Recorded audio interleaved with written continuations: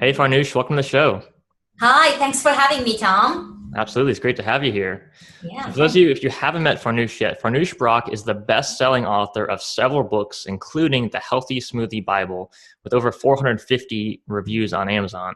She works with professionals who are in a mid-career crisis to help them navigate the corporate landscape or start their own profitable businesses.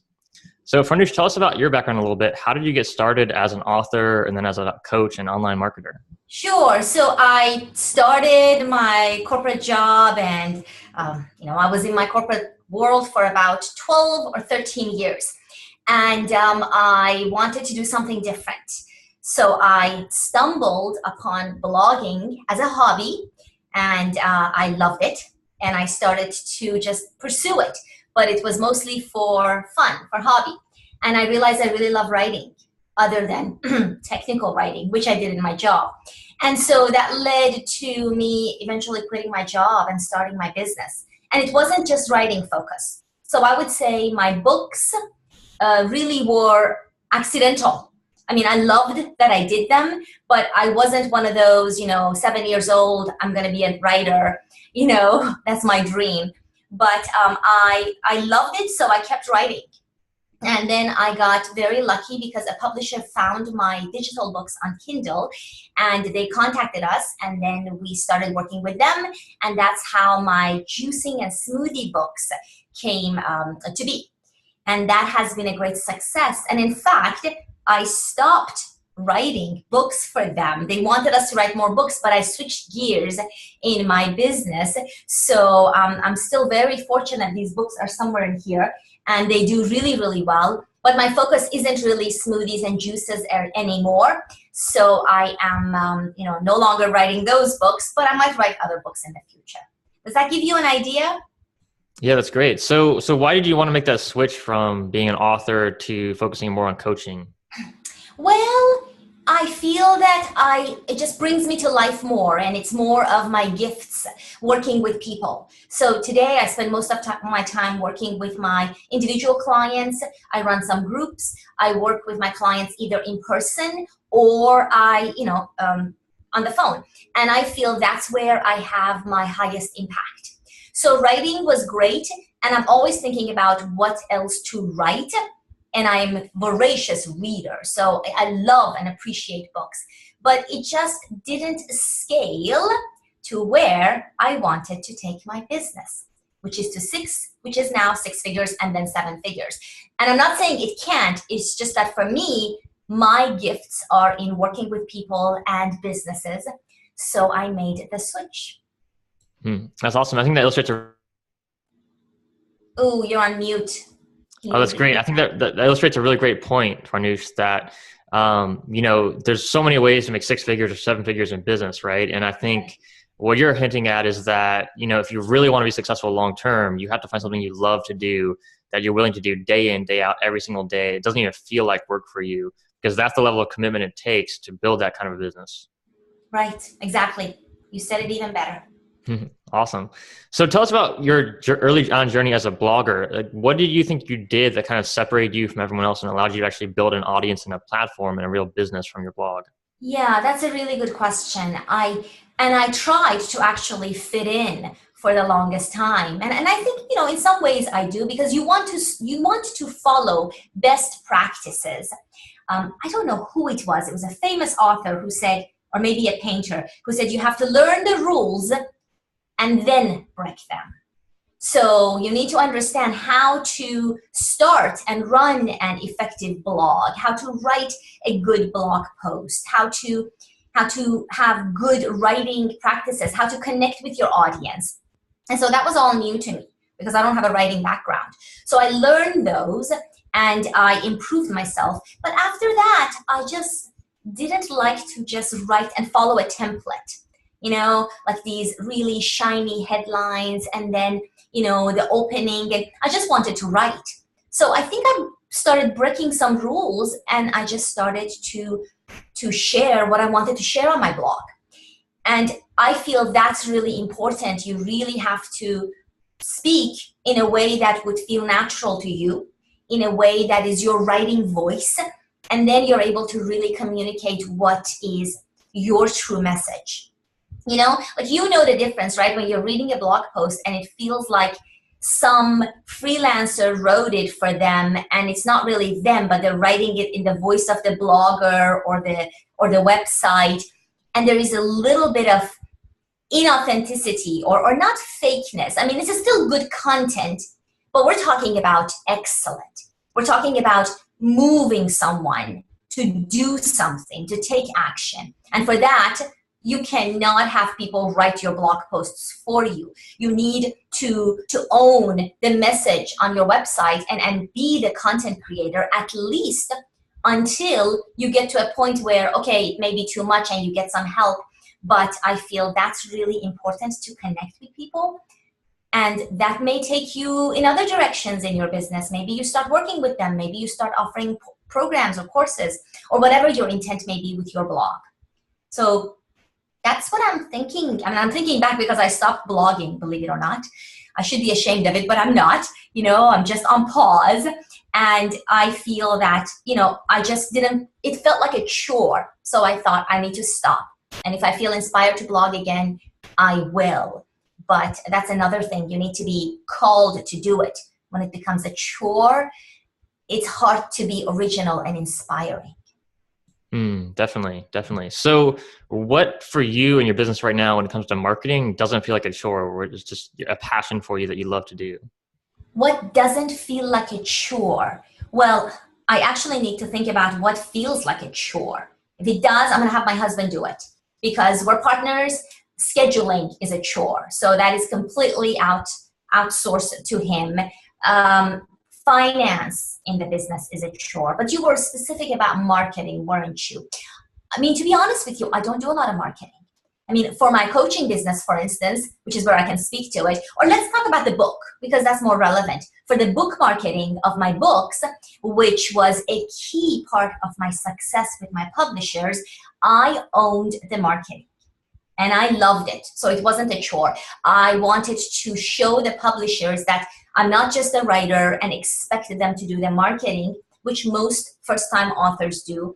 But in this day and age where you have an online platform, you need to be able to capitalize on it. So I saw it as a partnership.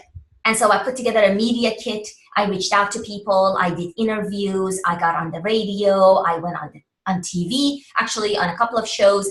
And I owned the marketing. And marketing isn't my forte, but I was passionate because of what was behind it, which was my book and my message at the time. So, but today, for my coaching, for instance, I don't do marketing because that's not the type of coaching I do. I build relationships and people refer me, right? So, so I don't do a lot of marketing, and I actually spend $0 on marketing. So, I don't know if I'm answering your question, so let me pause and make sure I am. Yeah, that's really interesting. So it sounds like your current business now is based really on referrals and relationships, and so you're not really like, you know, doing ad spend or any marketing dollars, but you're really building the relationships up. Yeah, and to answer the other side of your question, that felt like a chore.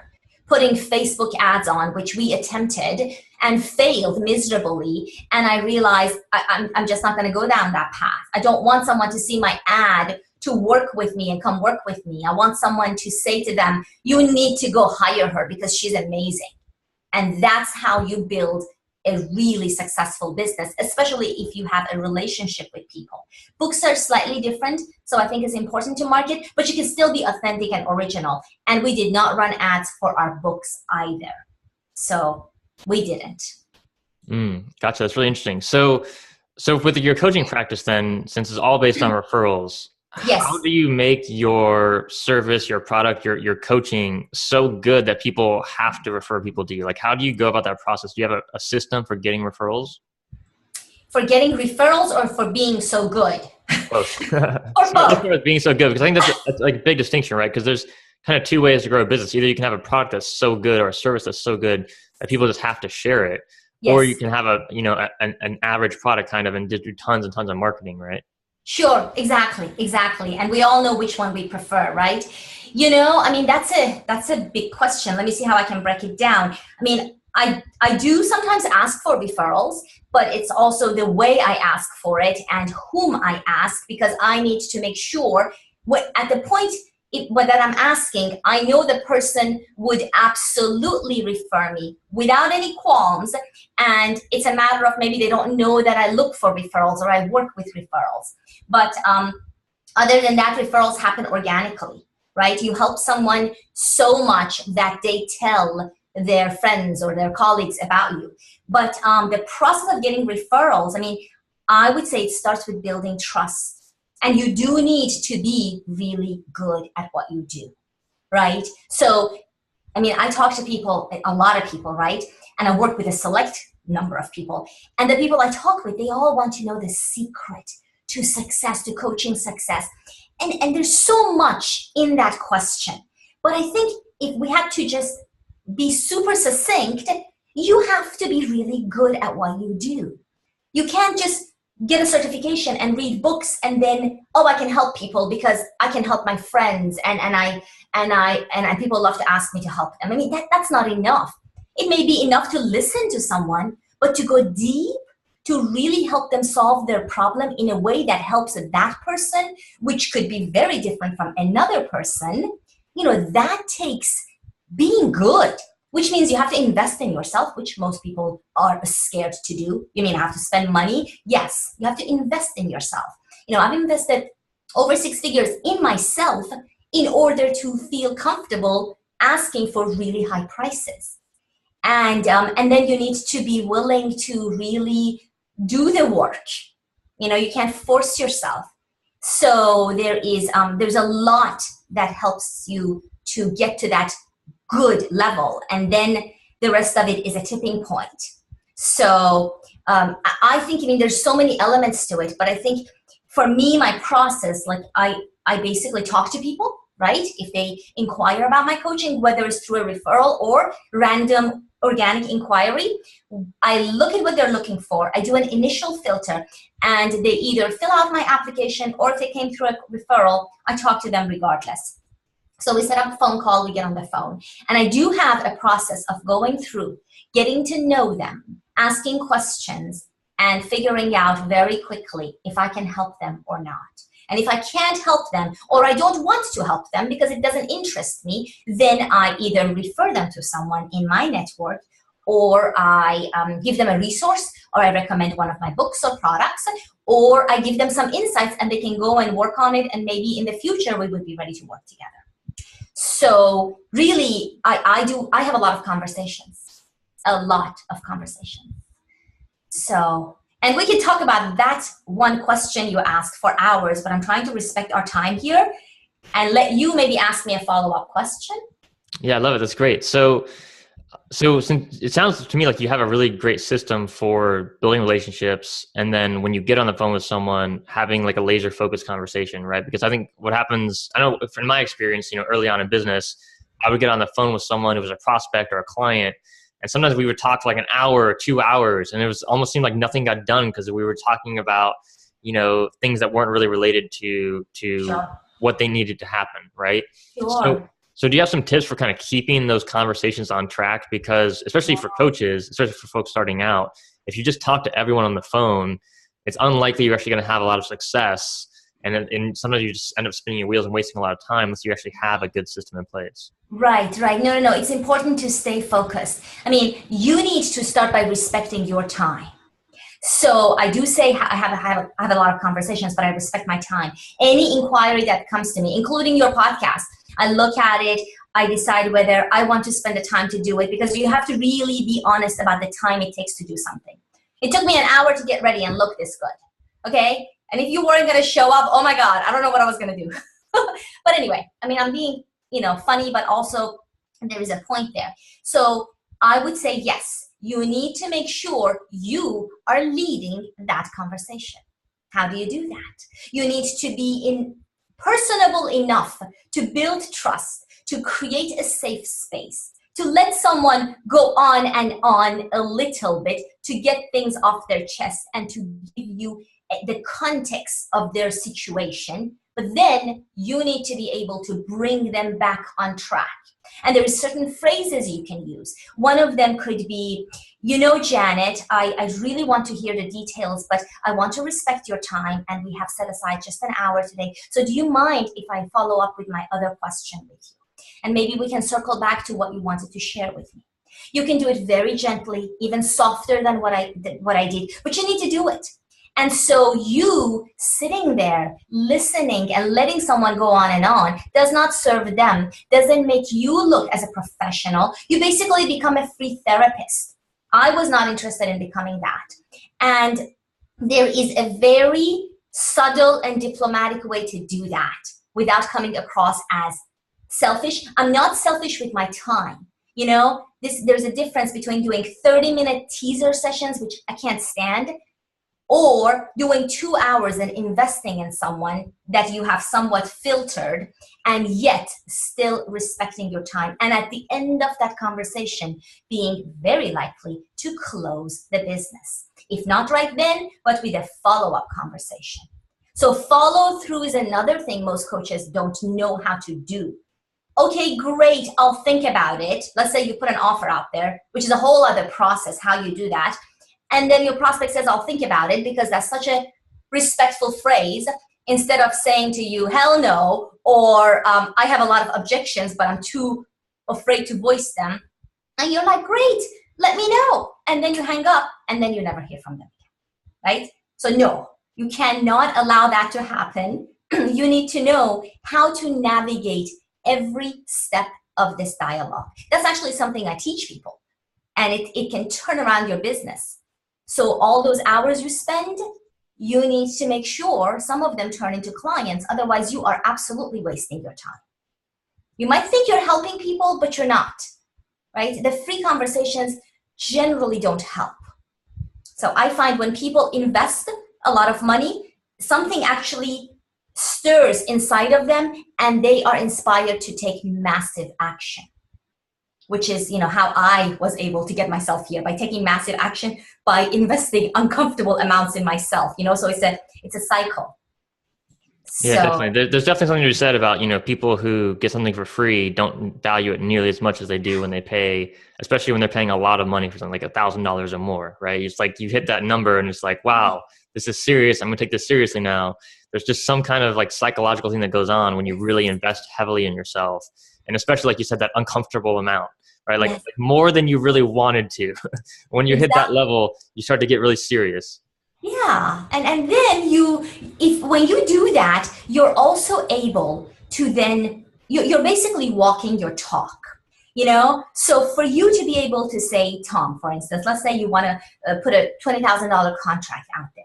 For you to be able to do that confidently, really confidently and comfortably, and to be detached of the outcome and not to budge, you have to have done that yourself for you at some point. Because you can then look the customer in the eye and say, I know how it feels. I was very uncomfortable investing $30,000 in myself. And I can tell you this, if it's the right person at the right time, it pays off. And you can start talking about your personal experience. That is credibility. So investing in yourself has so many, many, many benefits that you can't even imagine it. And it kind of builds on what you want to create. So anyway, I just wanted to make that point. Yeah, definitely. That's great. So tell us about some of the things that you invested in. Like, I've also spent over at least 6 figures in my personal education beyond what I spent in college, right? So right. Beyond college, exactly. And all that stuff, right? So, and it sounds like you have as well. So out of everything you've done, all the courses you've taken, the resources you've studied, what are some of the things that you recommend most often to other people to help them take their life to a higher level? Yeah, I mean, it does depend on what they want to accomplish, okay? For me, I wanted to learn because I come from engineering. I come from engineering and being a corporate employee, so I had no idea how to run a business, the business mindset, the business processes, none of that.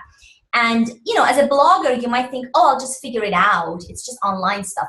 But if you want to run a real business, then you need to learn how that's done. Maybe you could go get an MBA, but that's not the path I believe in is right for me. So for me, I invested in several coaches, but my business coach, who took me from thinking like a blogger and podcaster to a businesswoman and a coach and author and speaker, she was transformational for me.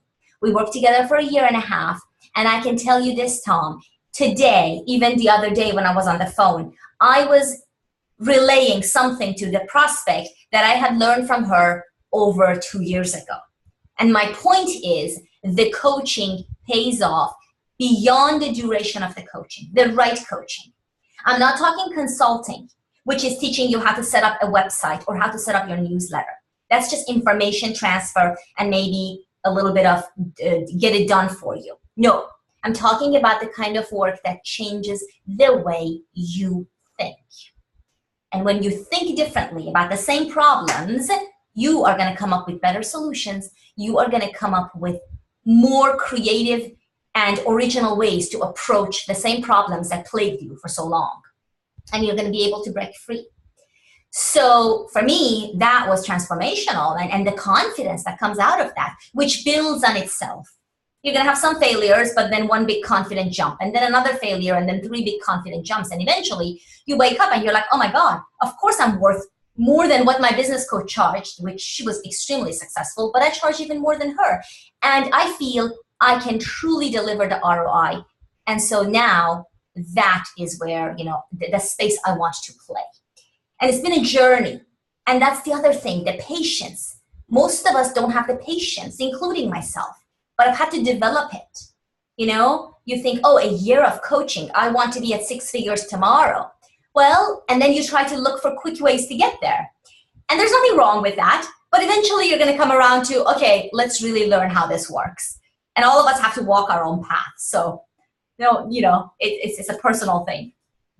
Definitely. Yeah. I mean, there's no shortcuts to success, right? But I love what you're talking about, with getting coaching and personal growth and personal development, is because, like you said, when you learn something and you change your mindset, that's going to benefit you for the rest of your life, right? You can never know less. And so when you learn a new way of thinking or a new way to be confident in spite of not knowing what the outcome is going to be, that is going to affect every area of your life, not just your business. Absolutely. And so that investment of however much money it is in time, if you're serious about building a business, there's no way it's not going to pay off over the life of your lifetime, right? So I look at, investing in coaching and personal development it's like the highest return on investment I could ever make. More than investing in stocks or bonds or real estate or anything like that. Is investing in yourself is going to have the highest return no matter what. Yeah, very good, very good. You're already very, very mature for your age, which is very young. So good for you. Good for you. So it takes some of us longer to get there. But really, I think that's the point, right? And we're not trained to think that way, right? We think at college, after college or grad school or whatever you've done, your education ends. And I think that's when it actually begins, because you can tailor it to exactly what you need and what interests you and what you're excited about. And that's the real fun education, right? Educating yourself. So yes, I agree. Absolutely. Absolutely. So let's talk a little bit more about some of your clients. So tell us about some of the results you've been able to get for your clients, and what was the mindset shift, right? You talked about, changing someone's mindset. What was kind of the mindset shift that really gave someone a huge breakthrough in their business and their career? Yeah, I'm looking at the board because those are my current clients. I mean, let's see. For instance, I'm going to talk about my apprentice. I have an apprentice this year. We're working together for 1 year. And in the past, we've worked together. So this is her 3rd year of working together with me, but very closely this year. And the biggest mindset shift for her, I would say, is, and this is a super, super smart rocket scientist, a literal rocket scientist who changed careers. So I think for her, it was feeling confident about being this person in this role, in this business. And it sounds so simple, right? We think confidence. Okay, I got to work on my confidence. And you think you're going to check it off one day, but you could check it off one day and then not be able to check it off the rest of the week, right? That's not going to help. So the shifts she has had because of some success. So you need a track record of success to help you feel that shift, but then you also need to really believe you can play in this space and even think bigger for yourself. And I would say that has been huge for her because she happens to be somebody that changed careers. I also work with executives and leaders, people who are on this fast track to the next promotion and the next jump on the organization chart. And for them, it's more about, so the energy they give off because of that rush, being in a rush, is sometimes very overwhelming for their upper management. So we talk about slowing down. We talk about being more present, more grounded. We talk about slowing down the conversations and using a different dialogue. And it sounds simple, but when they do that, they are suddenly, a senior VP, which is a $100,000 jump in what they did before. Because you need calm leadership at the top. You don't need somebody frantic. So you could be working your butt off, which you probably are if you want to go from one high level to the highest level, and you're missing the point. Because what your CEO needs to see is somebody who's in control, not somebody who's scrambling and cannot keep it together even at this level. So, oh my God, how can I promote them to the next level where the headaches are bigger, the responsibilities are larger? So for them, it happens to be a different mindset. Those are two examples. I have plenty more. How many more would you like? That's great. No, I want to talk a little bit more about that calm leadership style, like you just mentioned, right? Okay. So one of the best, quotes of advice I got from Harbecker was, being in a hurry didn't get me there any faster, right? And I see that a lot in entrepreneurs and authors and folks. Like, they want success really fast, and they want to push, drive.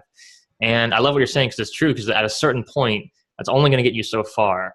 And what it takes to get to the level above that is, like you said, that calm leadership. So can you give us some tips on how to actually embody that? Like, how can you go from being frantic and being driven to being calm and still a powerful leader and actually getting better results? Sure. So I would say first, you need to become really self-aware of your energy. What is it? How do you impact others when you first meet them, right? What is and you know this, right? For instance, you appear very calm and grounded to me, right? You appear like, okay, you're in control. You don't have the energy most of these guys do, which is they are very much in a hurry.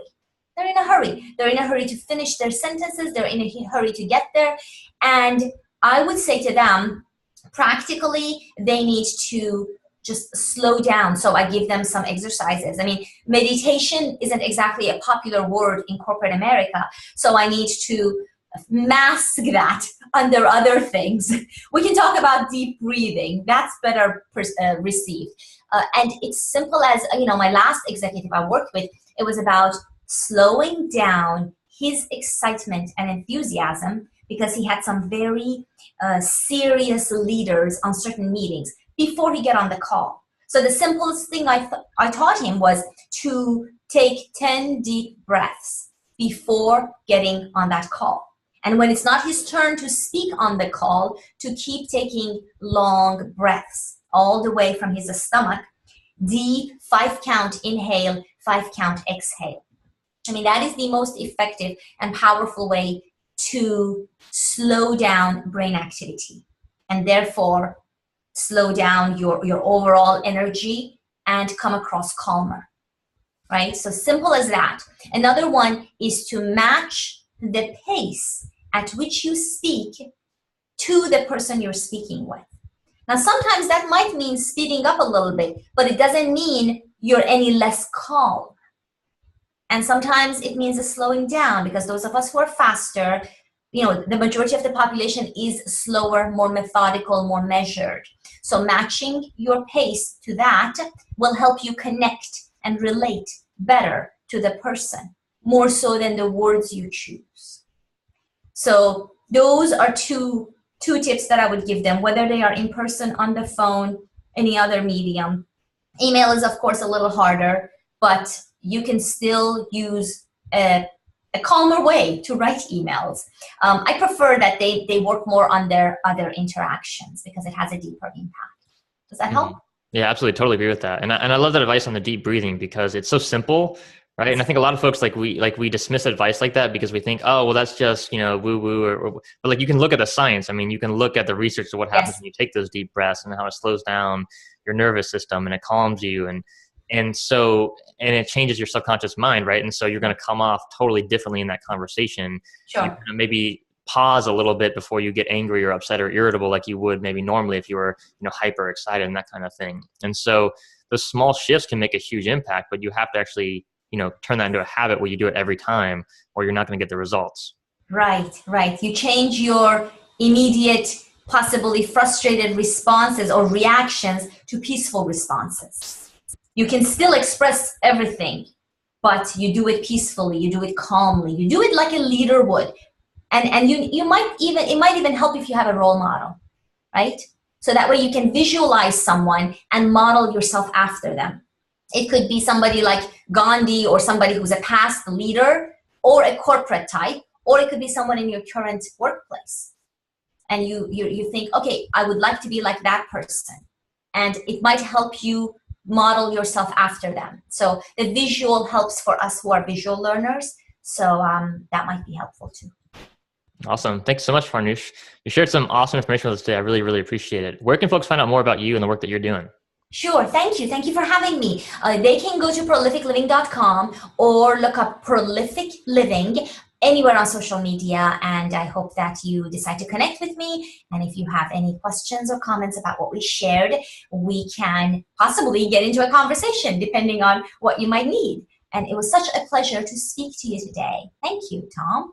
Awesome. Thank you so much, Farnoosh. It was great to meet you. Yeah. Cheers. Bye-bye.